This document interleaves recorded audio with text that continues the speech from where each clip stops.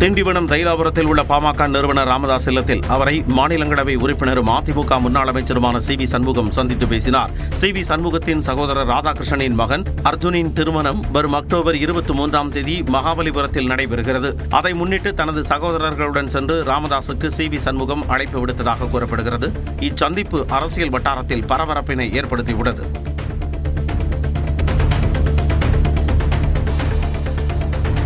சென்னையில் நள்ளிரவில் பெய்த மழையால் குளிர்ச்சியான சூழல் நிலவியது. கூடம்பாக்கம், வடபழனி, கோயம்பேடு, கிண்டி உள்ளிட்ட பகுதிகளில் மிதமான மழை பெய்தது.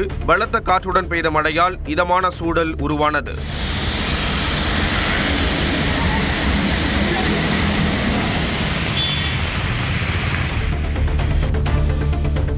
கரூரில் விஜய் பரப்புரை கூட்டத்தில் ஏற்பட்ட கூட்ட நெரிசலில் சிக்கி காயமடைந்த 101 நபர்களில் 51 பேர் குணமடைந்து வீட்டுக்கு அனுப்பி வைக்கப்பட்டுள்ளனர். இது தொடர்பாக மாவட்ட ஆட்சியர் தங்கவேல் வெளியிட்டக்கூடிய அறிக்கையில் உயிரிழந்த 41 பேரின் உடல்கள் உடற்கூராய்விற்கு பிறகு அவர்களின் குடும்பத்தாரிடம் ஒப்படைக்கப்பட்டிருப்பதாக குறிப்பிட்டுள்ளார். மேலும் காயமடைந்த 60 பேருக்கு உயர் சிகிச்சை அளிக்கப்பட்டு வருவதாகவும் தெரிவித்துள்ளார். கூட்ட நெரிசல் தொடர்பான வழக்கில் தமிழக வெற்றிக் கழகத்தில் கரூர் மேற்கு மாவட்ட செயலாளர் மதியழகன் கைது செய்யப்பட்டார். கரூரில் கடந்த சனிக்கிழமை விஜய் பரப்புரை மேற்கொண்டபோது ஏற்பட்ட கூட்ட நெரிசலில் சிக்கி 41 பேர் உயிரிழந்தனர். இது தொடர்பாக கரூர் மேற்கு மாவட்ட செயலாளர் மதியழகன், தாவைக்கா பொதுச் செயலாளர் ஆனந்த், இணை பொதுச் செயலாளர் நிர்மல்குமார் உள்ளிட்டோர் மீது அதிகாரிகளின் உத்தரவை மதிக்காதது, அஜாக்கிரதையாக செயல்படுதல் உள்ளிட்ட 5 பிரிவுகளின் கீழ் வழக்கு பதிவு செய்யப்பட்டது. இந்த நிலையில் தலைமறைவாக இருந்த மதியழகனை கரூரில் வைத்து காவல்துறையினர் கைது செய்தனர். கரூர் கூட்ட நெரிசல் தொடர்பாக வதந்தி வீடியோக்களை பதிவிட்டதாக 3 கைது செய்யப்பட்டனர். கரூர் கூட்ட நெரிசல் தொடர்பாக சமூக வலைதளங்களில் பொது அமைதிக்கு பங்கம் விளைவிக்கும் வகையில் வதந்தி பதிவுகளை பதிவிட்டதாக 25 பேர் மீது வழக்கு பதிவு செய்த காவல்துறையினர் சென்னை பெரும்பாக்கத்தைச் சேர்ந்த சகாயம், தாவேகாவைச் சேர்ந்த மாங்காடு சிவனேசன், ஆவடியைச் சேர்ந்த சரத்குமார் ஆகியோரை கைது செய்தனர். கரூரில் நேரில் பார்த்த காட்சிகள் கண்ணை விட்டு அகலவில்லை என்று முதலமைச்சர் மு க ஸ்டாலின் வேதனையுடன் கூறியுள்ளார். இது குறித்து அவர் வெளியிட்டக்கூடிய வீடியோவில் கனத்த மனநிலையிலும் துயரத்திலும் தான் இன்னும் இருப்பதாக உருக்கமாக தெரிவித்துள்ளார். கரூரில் நடந்தது பெருந்துயரம், கொடுந்துயரம், இதுவரை நடக்காத துயரம், இனி நடக்கக்கூடாத துயரம். மருத்துவமனைக்கு நான் நேரில் போய் பார்த்த காட்சிகள் இன்னும் என் கண்ணை விட்டு அகலல. கனத்த மனநிலையிலையும் துயரத்திலும் தான் இன்னும் இருக்கேன். எந்த ஒரு அரசியல் கட்சி தலைவரும் தன்னுடைய தொண்டர்களும் அப்பாவி மக்களும் உயிரிழப்பதை விரும்ப மாட்டார்கள் என்று முதலமைச்சர் மு க ஸ்டாலின் கூறியுள்ளார். எந்த ஒரு அரசியல் கட்சி தலைவரும் தன்னோட தொண்டர்களும் அப்பாவி பொதுமக்களும் இறக்கிறத எப்பொழுதும் விரும்ப மாட்டாங்க.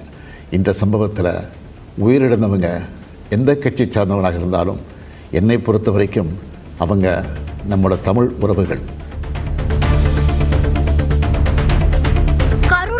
தொடர்பாக உண்மை நிலை தெரிய சிபிஐ விசாரணைக்கு உத்தரவிட வேண்டும் என்று எதிர்க்கட்சித் தலைவர் எடப்பாடி பழனிசாமி வலியுறுத்தியுள்ளார். இது தொடர்பாக எக்ஸ் தளத்தில் பதிவிட்டுள்ள அவர், கரூரில் நெரிசலில் சிக்கி 41 பேர் உயிரிழந்தது தொடர்பாக அமைக்கப்பட்டுள்ள ஒரு நபர் விசாரணை ஆணையம் அரசின் தவறுகளை மூடி மறைக்கும் ஐவாஷ் ஆணையம் என விமர்சித்துள்ளார். கரூர் துயரம் தொடர்பாக எதிர்க்கட்சிகள் யாரும் எந்த அரசியலும் செய்யவில்லை என்ற இபிஎஸ் முதலமைச்சர் வெளியிட்ட வீடியோதான் பல அரசியல் சந்தேகங்களை ஏற்படுத்துவதாக குறிப்பிட்டுள்ளார். கரூர் வந்து சம்பிரதாயத்திற்கு போட்டோஷூட் எடுத்த கையோடு துணை முதல்வர் உதயநிதி துபாய்க்கு வெக்கேஷன் பறந்து சென்று விட்டதாகவும் விமர்சித்துள்ளார்.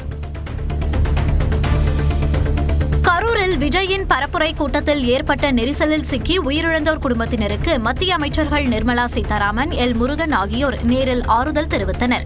கரூர் வேலுச்சாமிபுரத்தில் சனிக்கிழமை நடந்த விஜயின் பரப்புரை கூட்டத்தில் ஏற்பட்ட நெரிசலில் மூச்சுத்திணறல் ஏற்பட்டு 41 பேர் உயிரிழந்தனர்.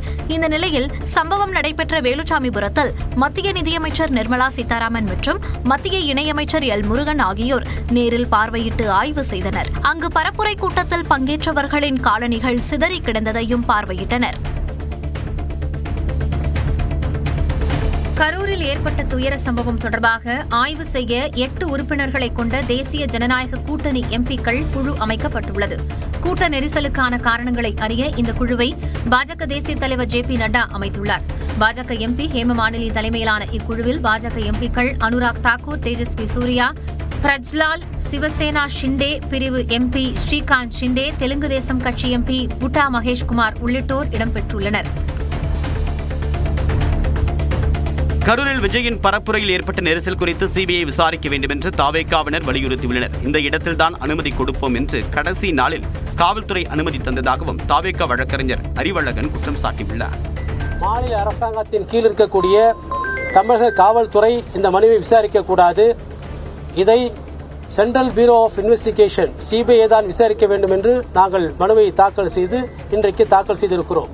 இதுக்கு பின்னால் என்ன சதிவலை இருக்கு அதை கண்டுபிடிக்கணும். இது மிகப்பெரிய சதிவலை பின்னப்பட்டிருக்கு அப்படிங்கிறது தான் எங்க தமிழக வெற்றி கழகத்தினுடைய குற்றச்சாட்டு.